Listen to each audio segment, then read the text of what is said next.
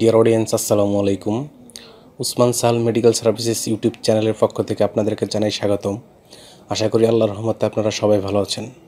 বন্ধুগণ, আজকের ভিডিওতে মাথা ব্যথা বা মাইগ্রেনের ব্যথা ও সাধারণ জ্বর দূরীকরণে অত্যন্ত কার্যকর একটি মেডিসিন এবং মেডিসিনটির নাম, দাম, গ্রুপ বা জেনারিক নাম, প্রস্তুতকারক কোম্পানির নাম, খাওয়ার নিয়ম এবং এর সাইড এফেক্টস বা পার্শ্ব প্রতিক্রিয়া সম্পর্কে আলোচনা করব।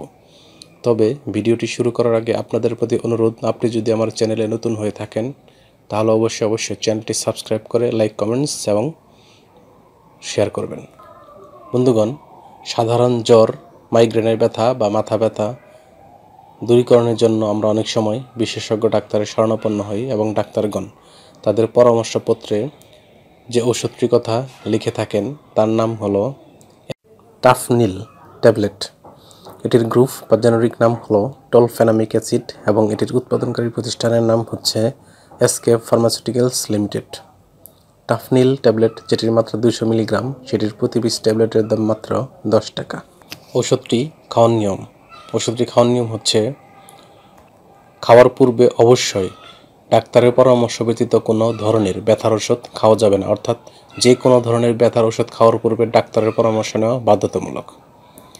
শিশুদের ক্ষেত্রে এটি প্রযোজ্য নয়, অর্থাৎ শিশুরা এটি খেতে পারবে না। অন্যদিকে প্রাপ্তবয়স্কদের ক্ষেত্রে হালকা থেকে মাধ্যম ব্যথায় 100 থেকে 200 মিলিগ্রামের ট্যাবলেট দিনে 3 বার এবং প্রাপ্তবয়স্কের ক্ষেত্রে তীব্র মাইগ্রেনের ব্যথায় 200 মিলিগ্রামের ট্যাবলেট দিনে 3 বার বা 4 বার অথবা চিকিৎসকের পরামর্শ অনুযায়ী সেবন করতে হবে।